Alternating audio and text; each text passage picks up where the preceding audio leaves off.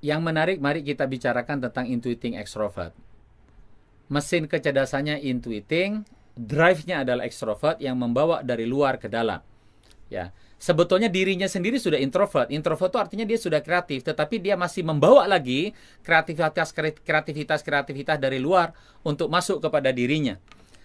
Nah, karena itulah kemudian orang intuiting extrovert ini tidak bisa tidak dia memang harus mengeksplorasi dari berbagai macam kreativitas. Itu dipolakan dengan cara tertentu untuk melahirkan sebuah kreativitas baru. Itu mengapa saya menyebutnya mudahnya orang intuiting extrovert itu seperti seorang assembler idea, bukan assembler teknis. Dia adalah assembler idea. Jadi ide dirinya punya, dari luar masih di-invite oleh dia, masuk pada dirinya. Kemudian dari sekian banyak ide yang ada itu dia polakan, dia compile, dia peras-peras, dia kocok-kocok sampai kemudian keluar ide baru yang hasil assembling, hasil merging dari beberapa ide yang ada. Nah, karena dia extrovert, itu mengapa orang intuiting extrovert ini masih punya daya untuk mengabsorb ide dari luar. Dia selalu seperti mangkok yang terbuka yang setiap saat bisa menerima koin masuk, dan koin itu adalah koin ide gitu kan, yang ditampung oleh dia. Ide itu tidak pernah disekat dengan pintu yang tebal, justru malah orang intuiting extrovert ini adalah open untuk memasukkan banyak ide, sehingga memiliki banyak kemungkinan. Itu juga yang membuat salah satunya mengapa orang intuiting itu kebanyakan alternatif, kebanyakan pilihan, kebanyakan ide, dan kemudian punya kelemahan di dalam direction, menentukan arah kemana perginya. Ya, dan itu juga yang menjadi alasan kenapa orang intuiting ditaklukkan oleh orang thinking, di mana orang thinking kelebihannya itu adalah menentukan direction, sementara orang intuiting selalu mempersepsi secara terbuka dari segala kemungkinan ide yang masuk, sehingga menjadi banyak alternatif, banyak pilihan, dan dia tidak kunjung bisa menetapkan arah mana yang dia akan tuju. Ya, itu intuiting extrovert. Nah, satu yang membuat orang intuiting extrovert ini adalah sedikit sisi ekstrimnya orang intuiting extrovert. Intuiting introvert kita sudah jelaskan tadi.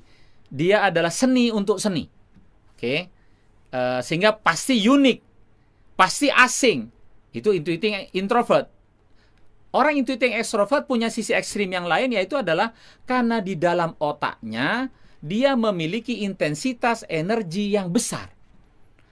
Dan intensitas energi yang besar itu tentu saja digunakan oleh yang menjadi pemimpin di dalam kepalanya. Ketika yang menjadi pemimpin itu adalah intuiting itulah yang kemudian akan diberi energi oleh dia. Sehingga orang intuiting extrovert sangat ekstrim dalam hal punya kemampuan menyeberang lautan ide yang seluas-luasnya.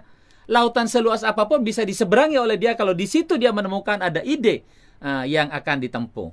Nah, jadi dengan adanya otak yang bekerja dengan intensitas energi yang besar, membuat orang intuiting extrovert itu mampu menyeberangi lautan ide, mampu menyeberangi konteks kekinian, mampu menyeberangi anti kemapanan yang begitu tebal, ya.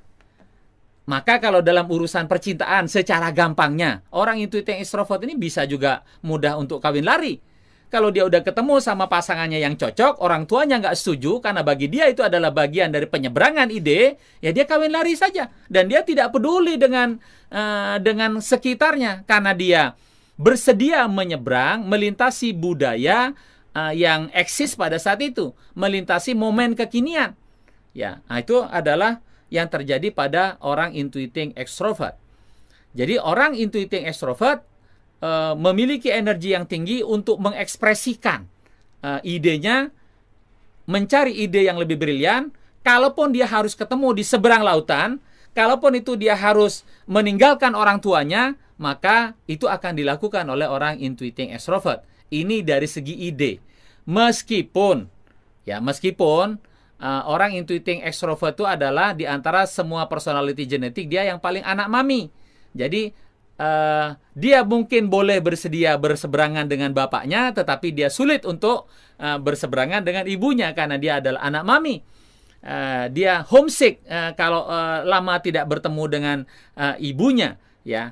Nah, jadi penyeberangan itu mungkin dalam banyak hal, except kecuali ketika dia harus berseberangan dengan ibunya barangkali, karena dia anak mami tadi.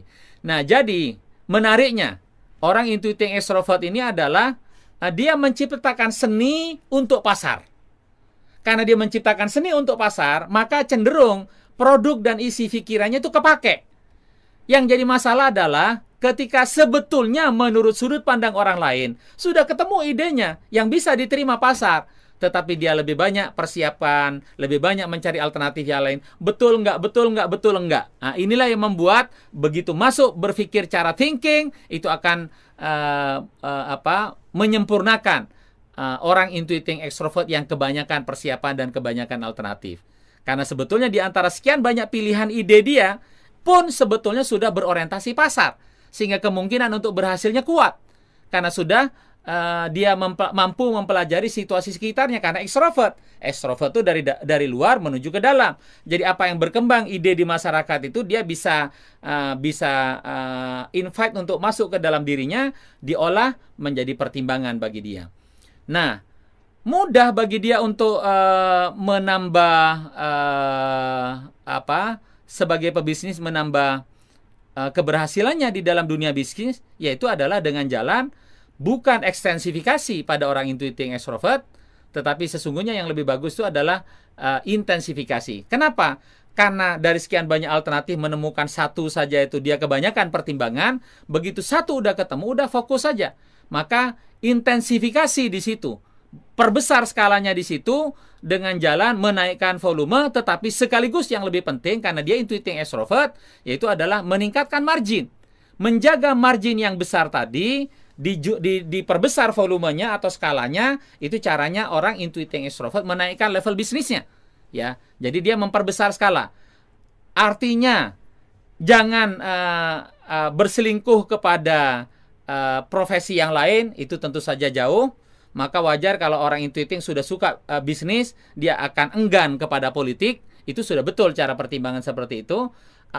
Bahkan bukan hanya itu, pakemnya adalah kalau dia sudah berbisnis produk A, maka jauhilah dia berpikir untuk berbisnis produk B sebelum A-nya ini mapan, ya kan? Sebelum A-nya ini jadi, sebelum A-nya ini sudah dieksploitasi atau dioptimasi secara maksimal.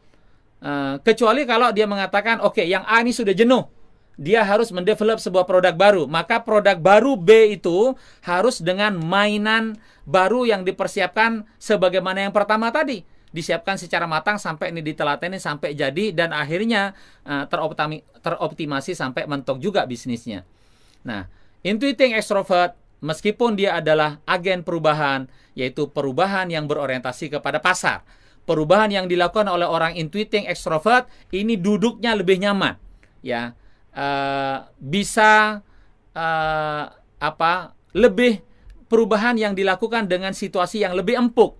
Meskipun begitu, tetap sejatinya yang namanya orang intuiting selalu, karena mereka berorientasi vertikal, kemana mereka sudah sampai, di mana anak buahnya. Seringkali memang anak buahnya menjadi musuh dan tantangan yang paling besar karena mereka tidak mengerti bahasa pimpinan yang intuiting tadi, sehingga kemudian menjadi masalah. Dia merasa tidak terlibat dan tidak memiliki sense of belonging.